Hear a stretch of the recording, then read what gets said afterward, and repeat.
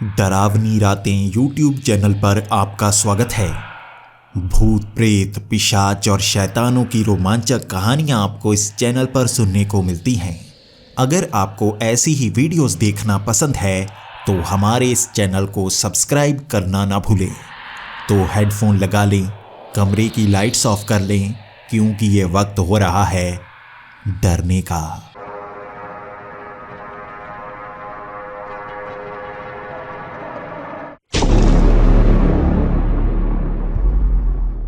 Hello दोस्तों, मेरा नाम राजू है और मैं मुंबई शहर का रहने वाला हूँ।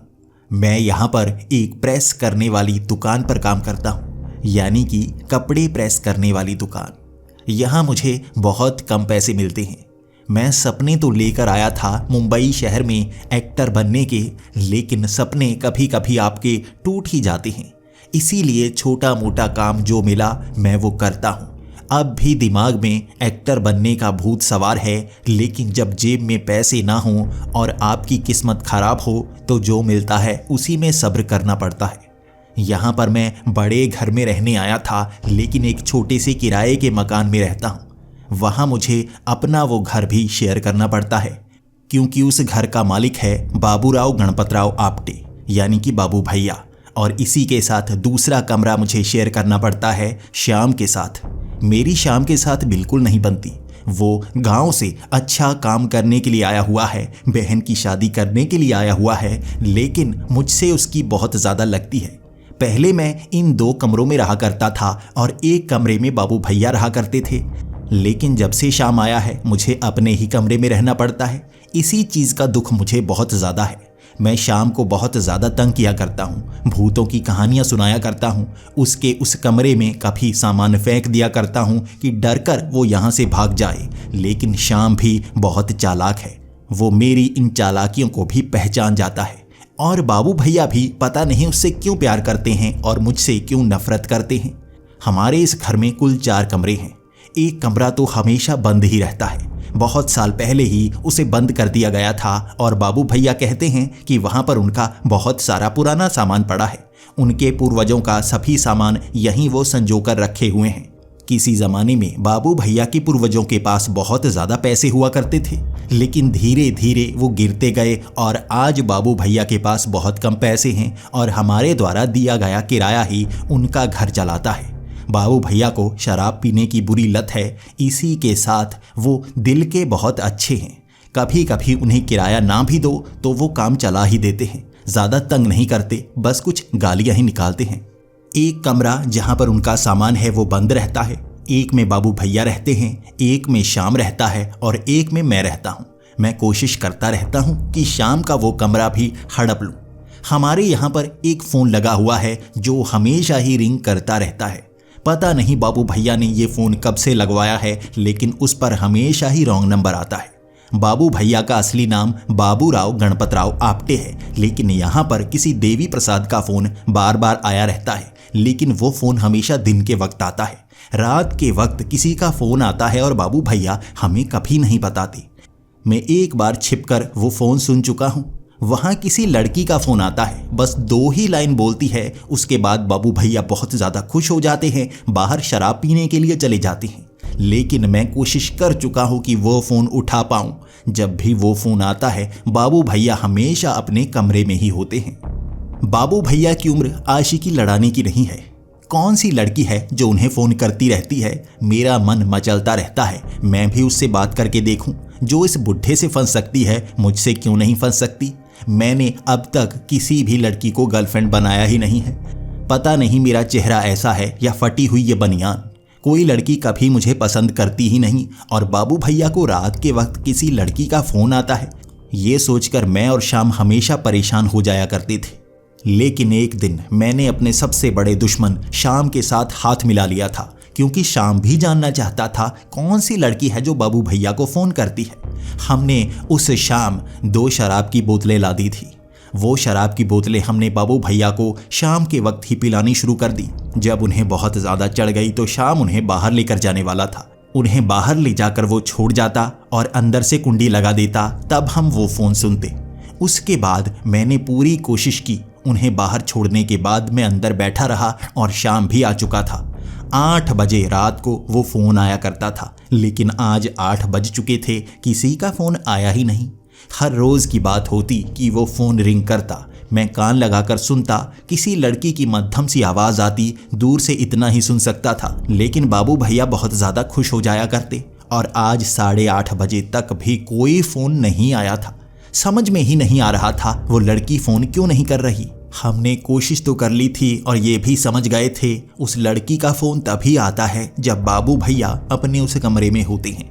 बाबू भैया बाहर सड़क पर ही सो गए थे और सुबह जब उठे हमें बहुत ज़्यादा गालियां देने लगे। उन्हें पता था उन्हें शराब पिलाकर हमने जानबूझकर उन्हें यहीं पर सुलाया है। सुबह के वक्त एक कुत्ता उन पर बाथरूम कर चुका था और कुत्ते के मूतने के कारण उनमें से बहुत बुरी बदबू आ रही थी। ऐसी बदबू उनसे शराब पीने के बाद भी नहीं आती जैसी कुत्ते के मूतने के बाद आ रही थी। बाबू भैया गुस्से में हमें गालियां दिए जा रहे थे, लेकिन हम भी उन्हें बताना चाहते थे हमने ये चालाकी क्यों दिखाई है। मैंने तो कह दिया था, शाम बाबू भैया को समझा, क्या करना चाहता था तू, ये प्लान तेरा ही है ना। लेकिन शाम जानता था ये प्लान मेरा है और वो मेरा नाम लेने लगा। देखो बाबू भैया, ये इसने किया है, मुझे फंसा रहा है। अब हम दोनों ने अपनी अपनी बात कर ली थी। ये बाबू भैया पर था कि वो किसकी बात सच मानते। बाबू भैया मेरे पास आए, मुझे एक तरफ लेकर गए और कहने लगे, सच बता, शाम ने किया है ये, तू सच बता। मैंने कहा, हाँ भैया सच में शाम ने किया है। और तभी बाबू भैया ने एक चमाट मेरे लगाई और कहा, जास्ती मस्ती नहीं, मैं सब समझता। बाबू भैया ने ये कहा था और मैं शर्मिंदा हो गया। तभी शाम वहाँ पहुँच गया और शाम ने उसे सब कुछ बता दिया। बाबू भैया मेरी सच्चाई जान गए थे और वो तो मुझे मेरे कमरे से निकालना चाहते थे। मैं हर रोज़ उनसे बहस करता क्योंकि कई बार मैं किराया देने में देरी कर देता। वो मुझे निकालने की बात करते, लेकिन इतना ज़्यादा गुस्सा मैंने उन्हें कभी नहीं देखा था। आज मैं भी सच बताना चाहता था। मैंने कहा, 8 बजे वाली लड़की, हमें पता है 8 बजे कौन सी लड़की आपको फ़ोन करती है। उसकी बातें सुनकर आप शराब पीने के लिए चले जाते हैं, ज़रूर आपकी पत्नी होगी। इसके बाद बाबू भैया हंसने लगे थे। तो ये चक्कर है, तुमने मुझे बाहर बिठाया। मैंने कहा, हाँ, कौन सी लड़की है जो आपके साथ फंसी हुई है और हमारी तरफ देखती तक नहीं। आखिर कौन है जो आपको फ़ोन करती है और बस कुछ ही बातें करके वहाँ से निकल लेती है, कौन है वो। तो बाबू भैया बताने लगे, जब से ये फ़ोन लगा है 5 साल हो गए, पता नहीं कौन है 8 बजे फ़ोन करती है और कहती है, आ जाओ उस कमरे में, लेकिन बताती नहीं कौन से कमरे में। मैंने कई बार पूछा, सच बता, कौन सा कमरा। तो वो कहती है, साथ वाला तेरा कमरा। लेकिन यहाँ कौन सी लड़की हो सकती है, वो कमरा तो हमेशा बंद रहता है जहाँ मेरा सामान पड़ा है। तो ये कौन सी लड़की है जो 8 बजे मुझे फ़ोन करके बुलाती है। मैं भी अब आदत से मजबूर हूँ, उससे अच्छी बातें करता हूँ और कहता हूँ आने वाला हूँ, लेकिन जाऊँ कहाँ, कभी वो बताती ही नहीं। वही लाइन बार बार रिपीट करती है। मुझे लगता है रॉन्ग नंबर है, दिमाग खाती है, बुलाती है मगर जाने का नहीं। मैं बाबू भैया से कहे जा रहा था, कोई है, बुलाती है तो जाकर देखना चाहिए ना, साथ वाला कमरा खोलते हैं। तो बाबू भैया गुस्से में आ गए थे, नहीं, वो कमरा नहीं खोलना, मेरे पूर्वजों का सामान पड़ा है और तुम दोनों चोरों चक्कों पर मुझे भरोसा नहीं। कोई सामान उठा लोगे तो मैं क्या करूँगा, मैं बूढ़ा शरीर कहाँ रोक पाऊँगा और तुझ पर मुझे पहले से भरोसा नहीं है। अब मुझे ये पता था कि बाबू भैया मुझ पर भरोसा नहीं करेंगे, तो मैंने शाम को भी अपने साथ मिला लिया था। शाम कहने लगा था, मैं आपके साथ हूँ, चलिए खोलते हैं, वो कमरा खोलते हैं, देखते हैं कौन सी लड़की है जो उस कमरे से फ़ोन करती है, जान तो लेंगे ना। इसके बाद बाबू भैया मान चुके थे। हमने वो चौथा कमरा खोला था। ये कमरा उन्होंने 10 साल बाद खोला था। 10 साल तक इस कमरे को खोलकर कभी देखा नहीं, सफाई करवाई नहीं थी। उनके पूर्वजों का सामान पड़ा था और अब समय सुबह के 10 बजे का था। इसके बाद हम उस कमरे में एक एक करके सामान देख रहे थे।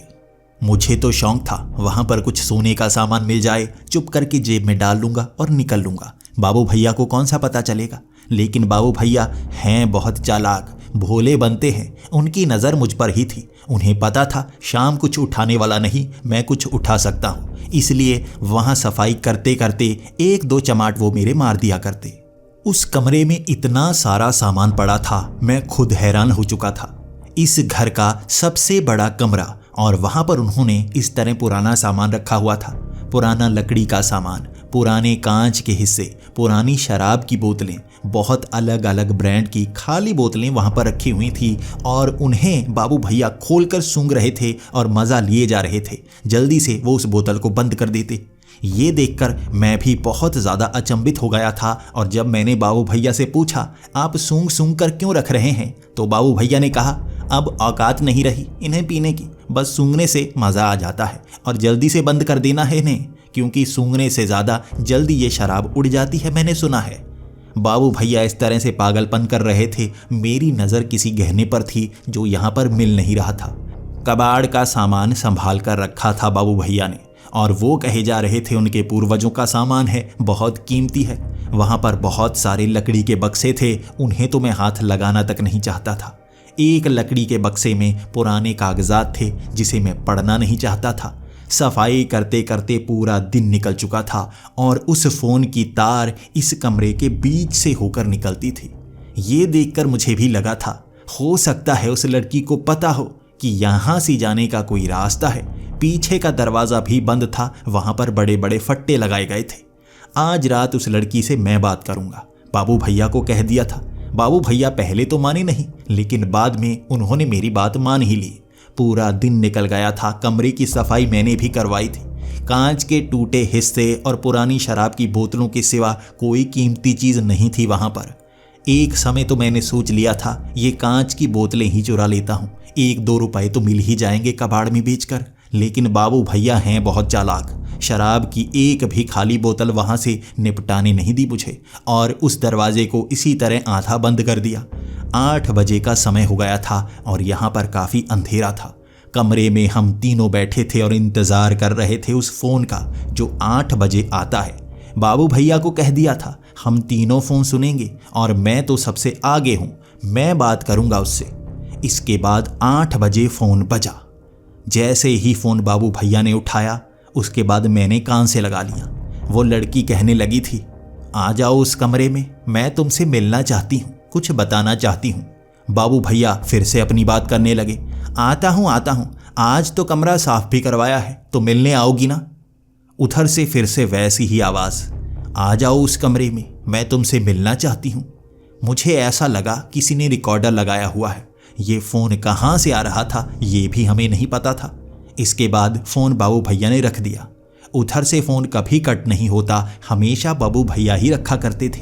अब फ़ोन बाबू भैया ने रख दिया था और कहने लगे थे, ए जास्ती मजाक करती है, वैसे ही कहीं से फ़ोन आता होगा, समझ में नहीं आता। आज तो कमरे की सफाई भी कर दी, यहाँ तो वो आने नहीं वाली, इतना अच्छा कमरा तो है भी नहीं और वहाँ शराब की बोतलें भी तो खाली पड़ी हैं, क्यों आएगी वो। लेकिन मुझे कुछ गड़बड़ लग रही थी। मैंने बाबू भैया को कह दिया, चलो चलते हैं उस कमरे में। लेकिन बाबू भैया को मुझ पर शक था, तू बोतलें चुराएगा ना, मुझे पता है तू इस तरह कंगाल लफंगा है, बोतलें चुराकर 2-2 रुपए बचाने की कोशिश करेगा, तुझे उस कमरे में ले जाने नहीं दूंगा। मुझे बाहर खड़ा कर दिया था और शाम बाबू भैया के साथ उस कमरे के अंदर था। वो लाइट जलाकर इधर उधर झांक रहे थे, लेकिन वहाँ कोई लड़की नहीं थी। अगर कोई आता तो सामने से ही आता और बंद पड़े कमरे में कौन आने वाला था। इसके बाद दोनों बाहर आ गए और मैं कहने लगा था, मेरे साथ चलो, मुझे कुछ गड़बड़ नजर आती है। तब जाकर बाबू भैया माने थे और मैं भी उस कमरे के अंदर गया। अंदर कुछ नहीं था, वहां ना तो पैरों के निशान थे, ना ही किसी लड़की की आवाज आ रही थी। तब मैंने आवाज लगाई, लो आ गए बाबू भैया, कहा था मिलोगी, अब आओ मिलने। मैंने ये शब्द कहे थे, उसके बाद एक लड़की की आवाज आई। ये उसी लड़की की आवाज थी और ये आवाज कमरे के अंदर से ही आई थी।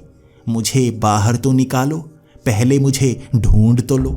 पहली बार बाबू भैया ने उस लड़की के और शब्द सुने थे और ये कमरे से आ रहे थे, हमें पता ही नहीं कहाँ से। मैंने एकदम से बोला था, बाबू भैया लड़की को किडनैप करके रखा है, कहाँ रखा है, जल्दी से बाहर निकालो। बाबू भैया डरे डरे से, अरे नहीं, मैंने कहाँ किडनैप किया है, लड़की कहाँ आ गई, यहाँ से बाहर निकलने का कोई रास्ता तो नहीं। मैं भी सोच रहा था बाबू भैया ने कोई सुरंगें तो नहीं बना रखी लड़कियों से मिलने के लिए। इसके बाद हम एक एक करके उस सामान को इधर उधर फेंके जा रहे थे। उस लड़की की आवाज़ एक कोने से ही आई थी जहां वो लकड़ी के बक्से पड़े हुए थे। मुझे लगा था लकड़ी के बक्सों के नीचे कोई सुरंग होगी। ये बाबू भैया मुझे लुच्चे नजर आते हैं। हमने एक एक करके सारा सामान उन बक्सों से निकाल लिया था। एक बक्सा मैंने पहले भी देखा था जिसमें बहुत सारे कागजात पड़े थे, लेकिन उन बक्सों को इधर इधर करते हुए बाबू भैया बार बार कह रहे थे, मैं आ रहा हूँ, मैं आ रहा हूँ, कुछ तो आवाज़ दे। उस लड़की की आवाज़ उन्हीं बक्सों में से एक बक्से में आ रही थी। इसके बाद सब बक्से हटा लिए, आवाज़ें लगाकर सुन ली और सबसे नीचे वाला बड़ा बक्सा तब हमारे सामने आया। उस बक्से पर बहुत सारी नक्काशी की हुई थी। मैंने तो अपनी बनियान उतार कर उस बक्से को साफ किया तो उस बक्से की चमक ही कुछ अलग थी। महंगी वाली लकड़ी इस्तेमाल की गई थी वहाँ पर। इसके बाद उस बक्से को खोलते वक्त मैं ये सोच चुका था कि इस बक्से को यहाँ से उड़ा ले जाऊंगा। पहले पता तो कर लूँ इसके अंदर है क्या, क्या नीचे जाने का रास्ता यहीं से है या किसी दीवार के बीच से है। जैसे ही वो बक्सा हमने खोला था उसमें एक कांच की बोतल थी। कांच की बोतल में एक छोटी सी गुड़िया थी। हम अब आवाज लगा रहे थे, कहाँ है तू, कहाँ है? वहां बक्से से कोई आवाज नहीं आई। मैंने उस बोतल को उठाकर बाहर फेंक दिया। उसके बाद बक्से के नीचे हाथ मारकर ये पूछने लगा, कहाँ है, बाहर निकल, यहाँ नीचे जाने का रास्ता कहाँ से है? लेकिन कोई जवाब नहीं। जैसे ही बाबू भैया ने कहा, बाहर निकल, मैं जानना चाहता हूँ, मुझसे मिलना है ना, कहाँ मिलने आऊँ? तो उस लड़की की आवाज़ बाहर से आई। एकदम वो आवाज़ का एंगल बदल गया जिसने हम तीनों को डरा सा दिया था। वो आवाज़ बाहर से कैसे आ गई? वो बोतल हमने बाहर फेंकी थी, अब आवाज़ बोतल से आ रही थी। वो आवाज़ बक्से से नहीं बोतल से आ रही थी। ये सोचकर हम तीनों डरे हुए थे। धीरे धीरे चलते हुए दीवार की आड़ लेते हुए हम उस बोतल को देख रहे थे। बाबू भैया कह रहे थे, बोतल में गुड़िया, गुड़िया की आवाज़, ये बोलने वाली गुड़िया इतने समय से चल रही है। 10 सालों से कमरा बंद है, अब भी इसकी बैटरी चल रही है। अब हम उस बोतल के चारों तरफ खड़े हो गए थे और बाबू भैया ने आवाज़ लगाई, लो मैं आ गया, कहाँ हो तुम, बोतल में हो? उस लड़की ने जवाब दिया था, हाँ मैं बोतल में हूँ, बोतल की इस गुड़िया में हूँ, क्या मुझसे मिलना चाहोगे? ये आवाज़ सुनकर हम तीनों की आंखें चमक गई थी। हमारे सीने में दिल की धड़कन इतनी तेज हो गई थी कि हम बता नहीं सकते। मेरी नज़र बाबू भैया की तरफ पड़ी तो वो उस घर के ऊपर चढ़े हुए थे, ऊपर से आवाज़ लगा रहे थे। मैं ऐसे हाथ नहीं लगाने वाला, ये चुड़ैल है, मुझे आवाज़ें दे रही है, ये मुझे भी बोतल के अंदर ले जाएगी। बाबू भैया को इतना ज़्यादा डरा हुआ मैंने कभी नहीं देखा था। अब तक तो वो शराब पीकर गिर चुके होते, लेकिन आज इस लड़की की आवाज़ के कारण अब भी वो होश में थे। अब मैं उस लड़की से बात करना चाहता था, लेकिन वो लड़की किसी और की आवाज़ पर जवाब देती ही नहीं, सिर्फ बाबू भैया की आवाज़ पर ही जवाब देती।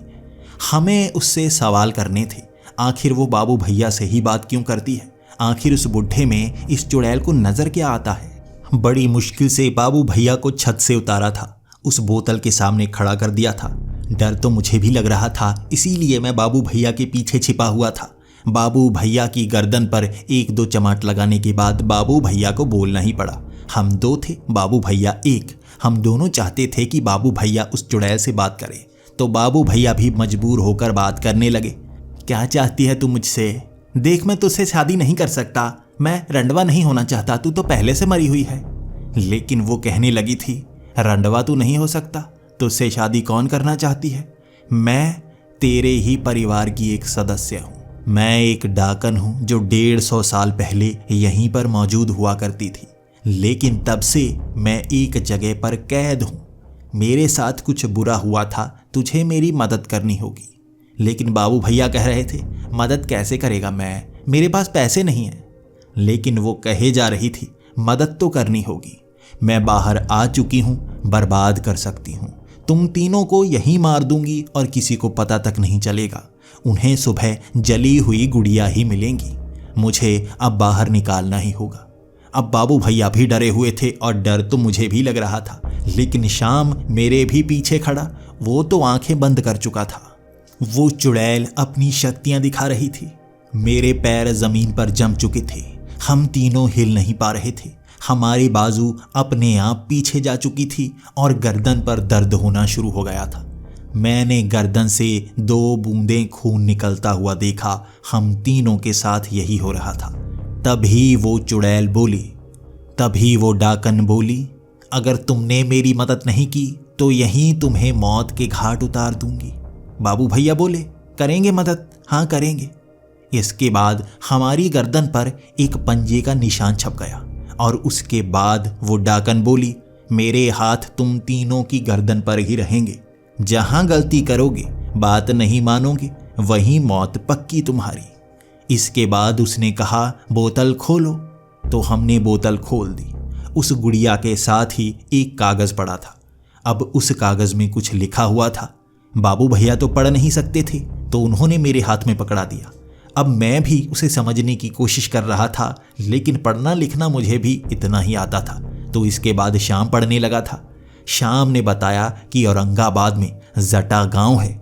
जटा गांव में एक बड़ी पुरानी हवेली है। वहीं पर इस डाकन को कैद किया गया है। ये डाकन वहां से आज़ाद हो सकती है। और उस डाकन की आवाज़ आई, हाँ वहीं मुझे आज़ाद करवाओ, मेरी आज़ादी तुम्हारी आज़ादी होगी। अब बाबू भैया अपनी उस लुंगी में ही मूत चुके थे और वो बदबू यहाँ आने लगी थी, जबकि वो डाकन अब आवाज़ नहीं कर रही थी। हमारी गर्दन पर पंजों के निशान छप चुके थे। ये उस डाकन के पंजों के निशान थे। वो कभी भी हमें मार सकती थी और बस अब हमें औरंगाबाद के जटा गांव में जाना ही था। अब डाकन की आवाज़ नहीं आ रही थी, तो बाबू भैया और श्याम मेरी तरफ घूरे जा रहे थे। बाबू भैया बार बार मुझे गालियां निकालने की कोशिश तो कर रहे थे, लेकिन अपने मुंह को रोक देते। देख, किसी औरत के सामने गाली नहीं देना चाहता, लेकिन जो तूने किया है सज़ा तो भुगतनी पड़ेगी।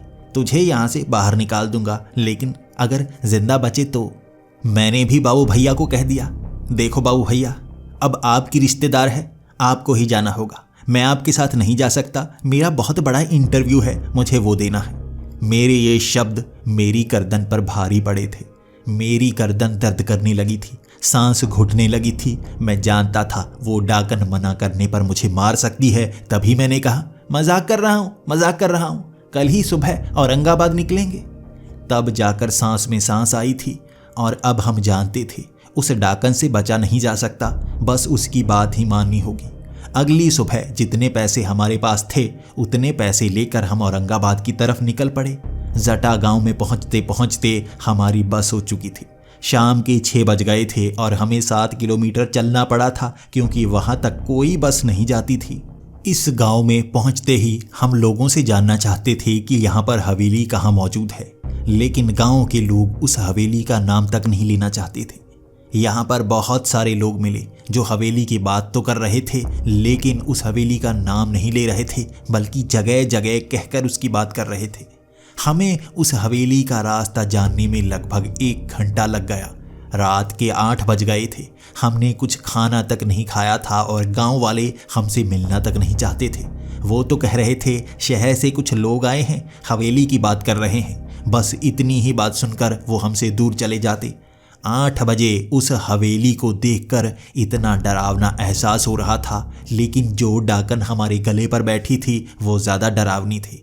हमें उस हवेली के अंदर जाना था और अंदर हमें वो डाकन मौत के घाट भी उतार देती तो भी किसी को पता नहीं चलता।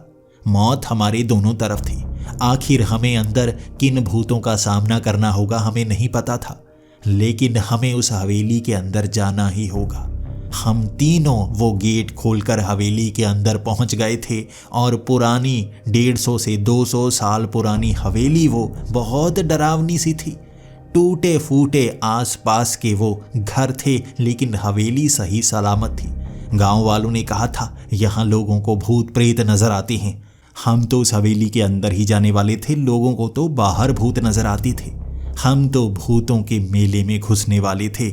उस हवेली के अंदर जाते ही अंदर धूल का एक कण तक मौजूद नहीं था।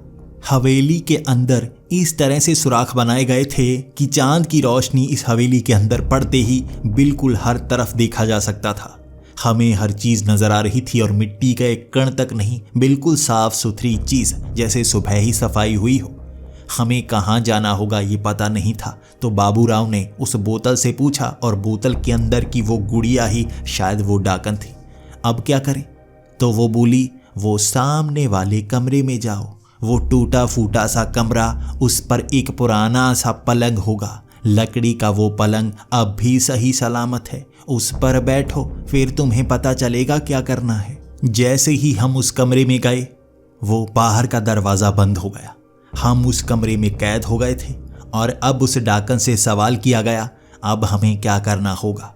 तो उस डाकन ने कहा, मेरे समय में जाना होगा, मुझे किसने मारा पता लगाना होगा।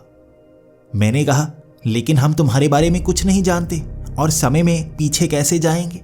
तुम्हें किसने मारा हम कैसे जान पाएंगे? तो मेरा गला घुटने लगा था और तभी मैं बोला, हाँ लगाएंगे, पता लगाएंगे, बिल्कुल लगाएंगे। बाबू भैया पहले से डरे हुए थे और रास्ते में वो 3-4 बार पहले ही मूत चुके थे, लेकिन जब भी उस डाकन की आवाज़ आती बाबू भैया तब भी मूत जाते। इसके बाद वो डाकन कहने लगी थी, मुझे किसी ने मारा था। जब मेरी शादी यहाँ के राजकुमार राजदेव से होने वाली थी, किसी ने मुझे मारा था, तुम्हें पता लगाना होगा। मेरा नाम आदिति था। ये शब्द वहाँ गूंजने लगे थे, आदिति आदिति। चारों तरफ ये आवाज़ गूंजे जा रही थी और तभी तालियों की आवाज़ आने लगी थी। ऐसा लगा जैसे बाहर कोई तालियां बजा रहा हो। तभी बाबू भैया ने कहा, भूतों की तालियां, भूत हमारे मरने पर तालियां बजा रहे हैं, हम भी भूत बनने वाले हैं। वो तालियों की आवाज़ यहाँ गूंजे जा रही थी और लोगों के हंसने की आवाज़, बोलने की आवाज़ हर तरफ आ रही थी। हम तीनों डरे हुए उस टूटे हुए पलंग पर बैठने की कोशिश कर रहे थे, लेकिन उसकी रस्सी भी नई नहीं थी, टूटी कटी सी पुरानी रस्सी। डरते डरते हमने उस कमरे का दरवाज़ा खोला था, लेकिन बाहर माहौल ही बदला हुआ था। दिन का वक्त हो चुका था, सूरज चढ़ा हुआ था जिसकी रोशनी उस हवेली के अंदर आ रही थी। लोगों की भीड़ लगी हुई थी जिन्होंने पुराने ज़माने के कपड़े पहने हुए थे, लेकिन फिर भी चमकदार थे वो कपड़े। वो भीड़ इधर उधर भागे जा रही थी। ऐसा लग रहा था शादी की तैयारियां चल रही हों। हम तीनों एक दूसरे के चेहरे को झांक रहे थे, जान रहे थे हो क्या रहा है। तभी कुछ लोगों ने हमें देख लिया। हम इस कमरे में हैं, वो ये जानना चाहते थे हम आए कहाँ से हैं। वहाँ भीड़ जमा होना शुरू हो गई थी और तभी बाबू भैया के जैसे दिखने वाला एक आदमी सामने आया। अब बाबू भैया मुस्काने लगे थे, ये मेरे जैसा दिखता है, कौन हो सकता है? मेरा दादा परदादा होगा। हम भी कह रहे थे, बाबू भैया आपके पूर्वज बहुत अमीर थे, इतनी बड़ी हवेली बनाई होगी और आपको बताया तक नहीं होगा क्योंकि इस डाकन ने कब्जा कर रखा होगा। शायद आपका ये पूर्वज है, पूछो तो सही है कौन? तभी पीछे से आवाज़ आई, टीला राव आपटे, ये तुम्हारे रिश्तेदार लगते हैं, तुम्हारे जैसी शक्ल है। तभी बाबूराव छाती चौड़ी करके आगे को हो गए। अच्छा, हमें रोकने वाले तुम हो कौन? ये हमारी हवेली है, हमसे कोई सवाल नहीं पूछ सकता। तभी सामने खड़ा वो हट्टा कट्टा आदमी बाबू भैया पर एक चमाट लगाकर बोलने लगा, नौकरों को इस तरह से ऊंची आवाज़ में नहीं बोलना चाहिए। तब बाबू भैया पीछे आ गए थे। वो सामने टीला राव आपटे इस घर का नौकर था। बाबू भैया का वो पूर्वज यहाँ नौकर था और बाबू भैया भी शर्मिंदा होकर पीछे खड़े हो गए थे। शाम भी मुंह में हंस रहा था, मैं भी मुंह में हंस रहा था। बाबू भैया जानते थे हंस हम उन पर रहे हैं, लेकिन हम जो काम करने आए हैं हमें वो करना था। वो सब हम पर भड़क रहे थे और ये काम बाबू भैया का ही था। हमने उन्हें मनाने की कोशिश की। हमने कहा, हम इस गांव से गुजर रहे थे, खाने के लिए कुछ नहीं था हमारे पास, इसलिए हमने सोचा चोरी कर लें। हम चोर हैं, हमें माफ़ कर दो, कुछ खाना खिला दो, पिटाई करो भले ही, यहाँ से भगाना मत। उन लोगों को हम पर तरस आ गया था। उन्होंने हमें खाने के लिए खाना दिया। एक जगह ज़मीन पर बैठकर हम खाना खा रहे थे, लेकिन टीला राव आपटे हमारे आसपास भटके जा रहा था। जब वहाँ पर और कोई नहीं था तो टीला राव आपटे ने हमारी प्लेटों से 2-3 रोटियां उठाई और जेब में डाल ली। इसके बाद बाबू भैया बहुत गुस्से में थे। आप ये क्या कर रहे हैं? खाना तो हमें दिया गया है, आप काहे को उठा रहे हैं? तब वो टीला राव आपटे बोला, मैं ऐसा ही करता है, यहाँ मेरी ही चलती है, तुम्हारी नहीं चलती। वो तो यहाँ से चला गया था, लेकिन हमें सबसे ज़्यादा गुस्सा बाबू भैया पर था। बाबू भैया कभी बहुत बड़ी बड़ी डींगे हाँका करते थे। उनके पूर्वज तो बहुत अमीर हुआ करते थे, लेकिन टीला राव आपटे तो यहाँ हवेली का नौकर था। हमें बाबू भैया पर बहुत ज़्यादा गुस्सा था और बाबू भैया ने अपनी नज़रें ऊपर उठाई ही नहीं। लेकिन तभी सामने से चलकर आती हुई एक लड़की नजर आई। पीछे से किसी ने आवाज़ लगाई, आदिति कहाँ जा रही हो, ये तो चोर है। ये थी आदिति, एक बहुत ही खूबसूरत लड़की जो चलकर हमारी तरफ आ रही थी। मैंने ज़िंदगी में इतनी सुंदर लड़की देखी ही नहीं थी। ये वही थी डाकन। अब आदिति हमारे सामने आई थी, हमसे कुछ सवाल किए थे, हम कहाँ से आए हैं वो ये सवाल कर रही थी, लेकिन हम जवाब थोड़ी ना दे सकते थे। हमने कई नाम गिनाए और वो कहने लगी वो नहीं जानती। हम सच नहीं बताना चाहते थे तो चुप ही कर गए। लेकिन उसकी शादी 3 दिन बाद थी, इसलिए वो बहुत ज़्यादा खुश थी। वो वहाँ से भागकर चली गई। इस हवेली के मालिक थे राजदेव। वो यहाँ के बड़े ज़मींदार थे। वही आदिति से शादी करना चाहते थे। दोनों बहुत समय से प्रेम कर रहे थे और उनकी शादी नज़दीक ही थी। ये हमें वहाँ टीलाराव आपटे से पता चल गया था। टीलाराव आपटे भी बाबू भैया की तरफ देखे जा रहा था। देखने में बाबू भैया की उम्र टीलाराव आपटे से भी ज़्यादा लग रही थी, लेकिन उसे ये समझ में नहीं आ रहा था कि उसका कोई पुराना भाई यहाँ पर आया है तो क्या करना चाहता होगा। हम भी बहाने में उसे बातों में उलझा पाए थे और उसे बाबू भैया का भाई ही साबित करना चाहते थे, ताकि इस हवेली में 3 दिन तक रह सकें और जान पाएं कौन आदिति को मारना चाहता है और आदिति उस बोतल में कैसे चली आई थी। इसके बाद 3 दिन तक हम उसी घर में रहे। हम आदिति के पास जाने की जब भी कोशिश करते, कोई हमें जाने ही नहीं देता। धीरे धीरे इस बड़ी सी हवेली में भीड़ बढ़ती जा रही थी। आसपास भी कई लकड़ी के छोटे छोटे घर बना रखे थे, वहाँ पर भी मेहमान रह रहे थे। भीड़ इतनी ज़्यादा और आदिति हर तरफ से सुरक्षित थी। हम ये सोच रहे थे आखिर आदिति को मारा किसने होगा। तब बाबू भैया ने अपनी गर्दन पर बैठी उस डाकन से सवाल किया था, आखिर तुझे मारा किसने? तो उस डाकन ने कहा था, मुझे उस कमरे में बंद कर दिया गया था, मैं बाहर निकल ही नहीं पाई। मैंने बस अपनी शक्ति को उस बोतल में बंद कर दिया था। मैं पहले से जादू टोना जानती थी, मैं बस उसका इस्तेमाल नहीं करती थी। मैं उसका इस्तेमाल खुशी के लिए ही करती थी, नुकसान के लिए कभी नहीं करती थी। लेकिन जब आपकी मौत आपके सामने हो तो आपको ऐसा जादू करना पड़ता है खुद को बचाने के लिए। मैंने खुद को कैद कर लिया था उस बोतल में, लेकिन वो बोतल उसके बाद आगे बढ़ती गई। लेकिन मेरी सच्चाई किसी के सामने नहीं आ पाई, कोई मुझे बचा नहीं पाया। मेरे पास ऐसी शक्तियाँ थीं, मैं खुद को जिंदा कर ही नहीं पाई। और समय बीत गया 150 से 200 साल का। मैं बाबूराव को तब भी इशारे करती रही, लेकिन बाबूराव शराब पीकर बाहर ही लुढ़क जाया करता।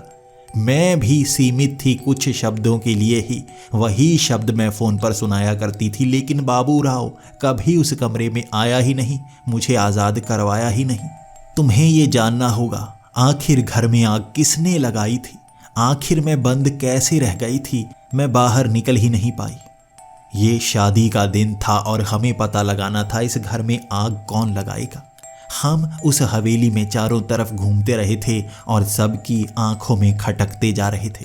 हर किसी को लग रहा था कि हम चोरी करने आए हैं। सिर्फ टीलाराव आपटे ही हमें बचा सकता था और उसी का सहारा लेकर हम इस हवेली में किसी तरह घुसने वाले थे। आग कब लगेगी? वहाँ शादी का मंडप सज चुका था, आग तब तक नहीं लगी थी। तब आदिति के घर वालों ने, उसके रिश्तेदारों ने वहाँ दहेज पाना शुरू कर दिया था। वहाँ एक बड़ी सी जगह पर सोने चांदी के सामान रखे गए थे। सोने का कवच वहाँ पर पड़ा था, वहाँ पर सोने के गहने पड़े थे, अंगूठियाँ पड़ी थी, हार पड़े थे। वो सब सामान दूल्हे को मिलने वाला था दहेज के तौर पर। सब सामान पड़ा था, दूल्हा वहाँ पर बैठा हुआ था। तभी चारों तरफ शोर मच गया था। शोर मच गया कि हवेली में आग लग गई है। धीरे धीरे धुआं बाहर निकलने लगा था। आग बढ़ती जा रही थी और हर कोई एक दूसरे को बचाने में लगा हुआ था, लेकिन हम हवेली में घुस ही नहीं पाए। हम जल्दी से उस हवेली में घुसकर अदिति को बचाना चाहते थे। अदिति का कमरा वो ऊपर वाला था और हम जब उस हवेली में घुसे थे, आग बहुत बढ़ चुकी थी। हमें अपनी जान का भी खतरा था, लेकिन गर्दन पर बैठी वो डाकन भी तो हमें मार ही देती। अदिति कब डाकन बनी हमें तो ये भी नहीं पता। यहाँ तो वो सुंदर सी लड़की दिख रही थी। जैसे ही हम उन सीढ़ियों पर चढ़ते हुए ऊपर पहुंचे थे, यहाँ शोर मचा हुआ था। यहाँ अदिति अपने कमरे में फंसी हुई थी। वो बाहर आने की कोशिश कर रही थी, लेकिन सामने आग बार बार लपटों की तरह उसे रोक रही थी। वो कमरे से तो बाहर आ गई थी, लेकिन नीचे उतरने में उसे परेशानी हो रही थी। हम उसकी मदद करना चाहते थे, लेकिन तभी वहाँ राजदेव आ पहुंचा। वो हट्टा कट्टा नौजवान आग के बीच से निकलता हुआ अदिति के पास चला गया था और हम जानना चाहते थे अगर ये उसे बचा सकता था तो बचा क्यों नहीं पाया। कौन है यहाँ जो राजदेव को ये करने नहीं देगा। उस आग की लपटों में हम वहाँ पीछे छिपे हुए इंतजार कर रहे थे कब राजदेव अदिति को बचाएगा। आखिर कौन है यहाँ जो इनके प्यार को इस तरह तोड़कर अदिति को मार कर यहाँ से चला जाएगा। तब राजदेव ने उसी कमरे में जाने के लिए कहा था अदिति को, तुम अंदर चली जाओ, मैं दूसरा रास्ता ढूंढता हूँ। वहाँ ऊपर खिड़की से बाहर की तरफ मैं कपड़ा फेंकूंगा, उससे हम दोनों बाहर निकलेंगे। उसने अदिति को अंदर भेज दिया था कमरे के। उसके बाद उसने अपने हाथों से वो दरवाज़ा लगा दिया था, जिस कारण अदिति वो दरवाज़ा खोल ही नहीं पाई।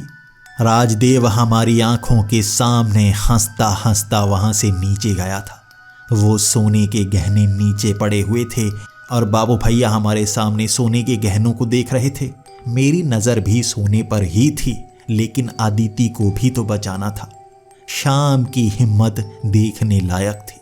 वो आग से छलांग लगाकर उस दरवाजे के पास पहुंचा था।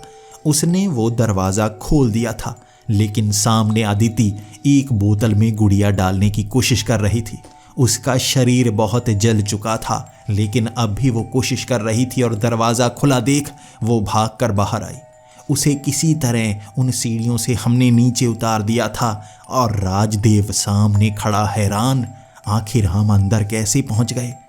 राजदेव अपनी अदिति को देखकर खुश था, लेकिन हम जानते थे वही तो अदिति का कातिल बनने वाला था और हमने अदिति को बचा लिया था।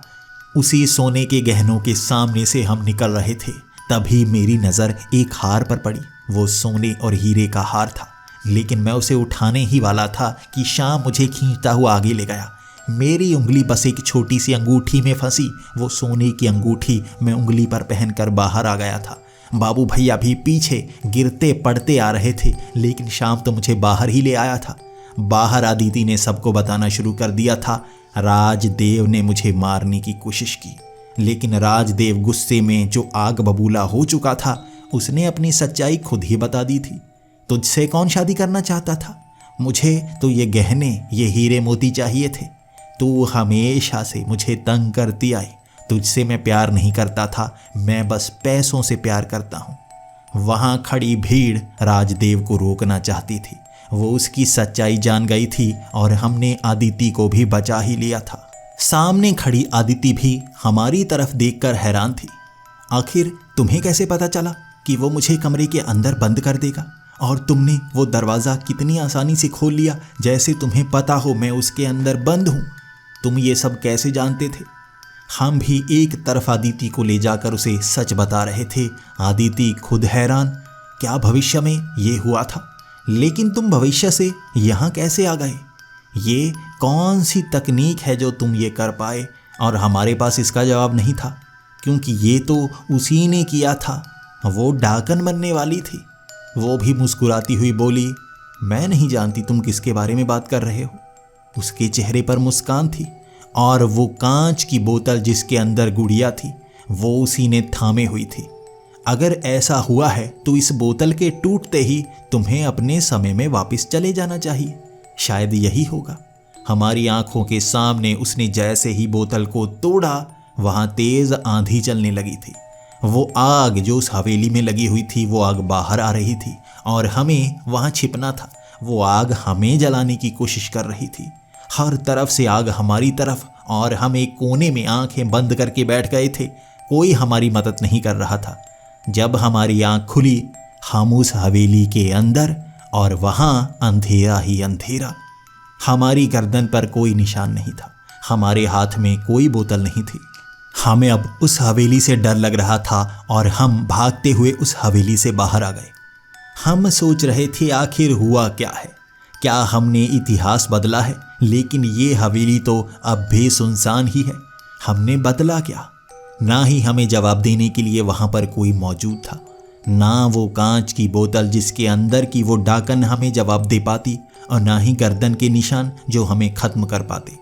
शायद हमने खुद को बचा लिया। चलो, कुछ ले नहीं पाए लेकिन अपनी मदद तो कर पाए। उस रात उस गांव के बीच से हम निकल रहे थे और कुछ लोग हमें मिले। तुम वहाँ से क्यों आए हो? कुछ चुराने गए थे? हमने कहा, चुराने क्या गए थे? उस भूतिया हवेली में चुराने के लिए है क्या? बाबूराव भी कहे जा रहे थे। क्या चुराते? कुछ नहीं है वहाँ पे। तभी वो गांव वाले कहने लगे, क्या मतलब भूतिया हवेली? वो कोई भूतिया हवेली नहीं है, उसे तो बस जली हुई हवेली कहा जाता है, मनहूस हवेली। कहते हैं कि यहाँ रहने वाले बहुत ही मनहूस थे। एक बार इस हवेली में आग लग गई थी और कहा जाता है यहाँ एक राजकुमार था जो बहुत लालची था। उसके बाद से हर 10-20 सालों में इस हवेली में आग लग ही जाती है, इसलिए यहाँ पर रहने वाले भी अब और जगह जा चुके हैं। लेकिन भूतों की कहानी तो हमने नहीं सुनी। हमारी आंखें फटी की फटी रह गई थी। क्या इतिहास बदला जा चुका है? लेकिन उस हवेली में जलकर भी तो मरी थी एक आदिति नाम की लड़की।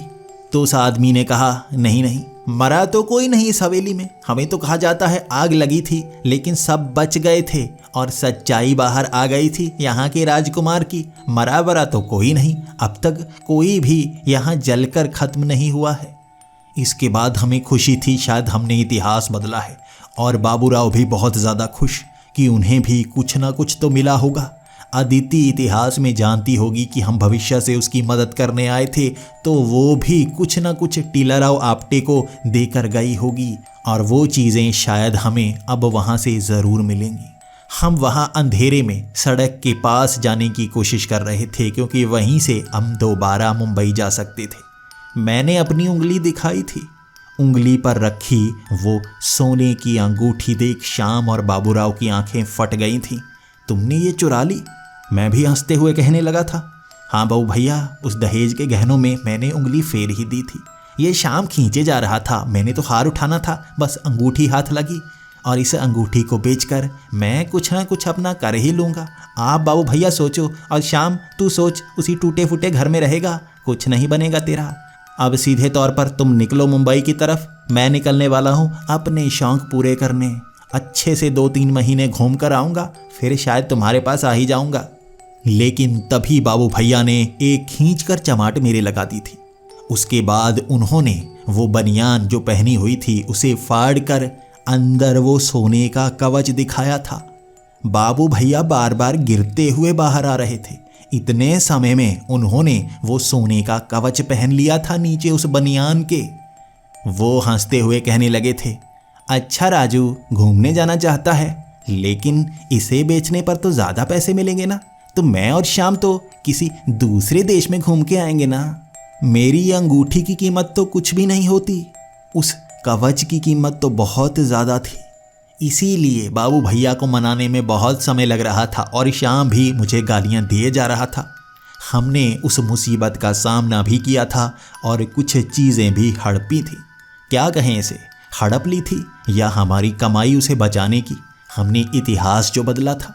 भले ही मेरे पास सोने की अंगूठी थी, बाबू भैया के पास वो सोने का कवच था, लेकिन इस गांव के बीच से निकलते हुए हमें 4 किलोमीटर चलकर उस सड़क तक जाना था। हमारे कपड़े भी कटे फटे से थे। 3 दिन से हम नहाए नहीं थे उस समय में। एक रात ही गुजरी थी इस समय में। लेकिन हमें अब भी मुंबई जाने के लिए पैसों का इंतज़ाम करना था जो हमारे पास थे ही नहीं। हमें बाबू भैया के फ़ोन ने कुछ अलग ही एहसास दे दिया था जिसे भी हम बताते हैं वो यकीन ही नहीं करता।